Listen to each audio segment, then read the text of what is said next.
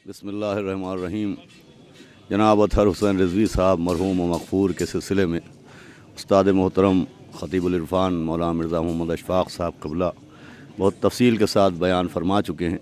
मुझे सिर्फ़ इतना अर्ज़ करना है कि मरहूम आज के ज़माने में तरबियत वालिदैन के एतबार से ख़ुद एक नमूना थे। आम तौर पर यह होता है कि या तो दुनियावी तालीम पर बहुत ज़्यादा ज़ोर दिया जाता है या दीनी तालीम पर। जो अफराद अपने बच्चों को दुनियावी तालीम देते हैं वो दीनी तालीम से गाफिल रहते हैं। वो अक्सर अफराद बच्चों को दीनी तालीम देते हैं वो दुनियावी तालीम से बच्चे महरूम रह जाते हैं। लेकिन मरहूम अतहर हुसैन रिजवी साहब एक ऐसी शख्सियत थे कि जिन्होंने बैक वक्त ये दोनों काम अंजाम दिए कि दुनियावी तालीम भी अपने फ़र्जंद को अता फ़रमाई और दीनी तालीम भी अपने फ़र्जंद को अता फ़रमाई। ये उनकी तरबियत ही का नतीजा है कि उनके फ़र्जंद डॉक्टर असद अब्बास साहब बेहतरीन तबीब भी हैं, वो आले मोहम्मद अलैहिस्सलाम के हक़ के बेहतरीन ख़तीब भी हैं। डॉक्टर असद अब्बास साहब के इस रुख को सभी लोग जानते हैं कि वो बहुत अच्छे तबीब हैं, एक न्यूरो फिजिशियन हैं, लाजवाब तबीब और बेमिसाल डॉक्टर हैं।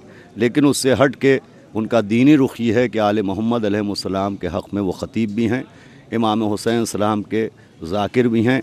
और सिर्फ ज़ाकिर ही नहीं हैं बल्कि वो फ़िक्र के साथ, तफ़क्कुर के साथ, तदब्बुर के साथ आले मोहम्मद अलैहिस्सलाम के मामलात पर गौर करते हैं। ख़ुसूसन अज़ाए सरकार सैयदुश्शुहदा के सिलसिले में तकरीर के एतबार से उनकी बेहतरीन खिदमात हैं। चुनांचे इस दौर में बहुत से ऐसे मसाइल हैं आज़ादारी सरकार सैयदुश्शुहदा के सिलसिले में जिस पर लोग बग़ैर सोचे समझे एतराज़ कर बैठते हैं।